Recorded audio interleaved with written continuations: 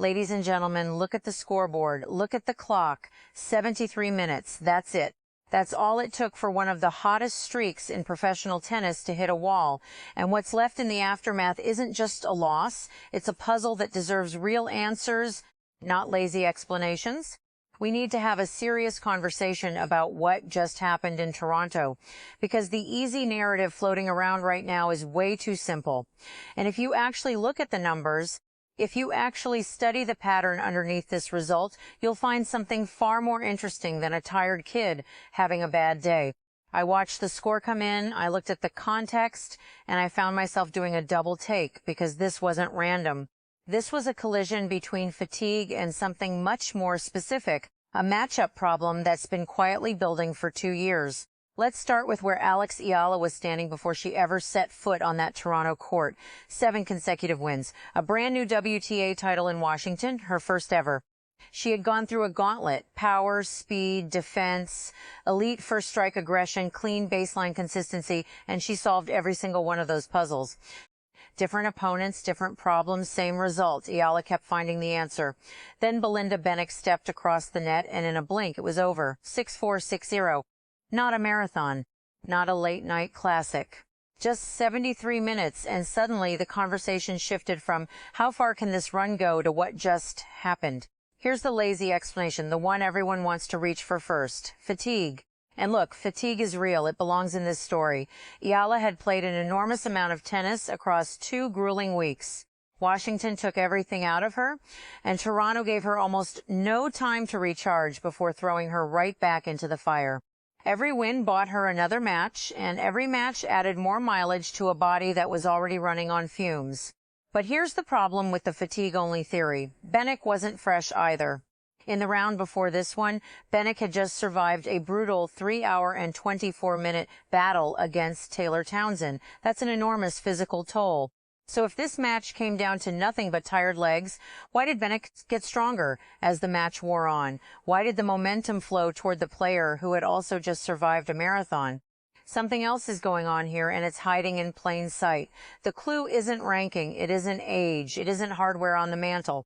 It connects to one of the most fundamental facts about how Eala plays the game. She's left-handed. Now stay with me, because this matters more than casual fans realize. Most players spend the overwhelming majority of their careers facing right-handers. The serve comes from a familiar direction. The cross-court rally develops in a familiar shape. The recovery footwork becomes almost muscle memory. A left-handed opponent flips that entire picture. The serve bends the other way. The forehand attacks from a different angle. The rally geometry reverses. Suddenly the brain is processing something it doesn't see nearly as often. That doesn't automatically make every lefty dangerous, but it does change the math, and Eala has built her game around exploiting exactly that difference. Her left-handed forehand pulls opponents into uncomfortable spots. Her serve creates openings most players aren't used to defending. During her Washington run, that formula was lethal against everyone in front of her: power players, speed merchants, defensive grinders, first strike hitters, clean ball strikers. She solved every version of the puzzle. Then Bencic brought a different weapon to the table entirely: timing. That single word might be the key to this whole result. Bencic doesn't need to blast winners past you. She plants herself close to the baseline, takes the ball early, uses compact, efficient swings, and redirects pace before you've had time to recover. That approach shrinks the court. You hit a shot that feels solid, and instead of getting a beat to reset, the ball is already coming back at you. You're moving instead of setting up. You're reacting instead of building the point. And once that starts happening, a scoreboard can shift with alarming speed, which is exactly why the 6-0 second set is deceiving. It looks like total annihilation from the jump, but that's not the story. The first set was genuinely competitive. The two of them battled to 4 games apiece, with Eala holding her own in the rallies. Then Bencic broke, closed it out 6-4, and reeled off 6 straight games to finish the match. That progression changes the entire question. It's not why was Eala overwhelmed from the start. It's what did Bencic start to see as that first set unfolded. And this is where the hidden number comes into play: 10. Belinda Bencic has now won 10 consecutive matches against left-handed opponents, a streak stretching back to 2024. Eala is a lefty. Suddenly, that 6-4, 6-0 scoreline looks a lot less like coincidence and a lot more like pattern recognition. To be clear, this isn't a claim that Bencic wins purely because her opponent plays left-handed. Tennis doesn't work in single-variable explanations. But 10 straight wins against an entire category of opponent is not something you casually dismiss. 1 win is luck, 2 are forms. 10 starts to look like a system, and that system tells us exactly where to focus. For most players, adjusting to a lefty takes time. The angles feel wrong. The serve arrives from an unfamiliar window. But what happens when your opponent has spent years specifically training her eye and her feet to shut that advantage down before it ever develops? That's the trap Bencic sets. Her timing steals the element of surprise. Her court position steals the space. Her early contact steals the seconds a lefty usually depends on to make her angles pay off. Picture the sequence that normally works for Eala. She rips a forehand cross-court, the defender gets stretched wide, the court opens up, and the next shot becomes a weapon. Against Bencic, that sequence gets rewritten. Eala creates the angle, but Bencic is already stepping in, already taking the ball early, already sending it back before Eala has fully recovered her footing. The court doesn't open. The follow-up attack never arrives. Instead of the rally stretching outward in Eala's favor, Bencic compresses it inward and takes control. That's the real mechanism here. Bencic doesn't erase the left-handed advantage. She just refuses to give it enough time to matter.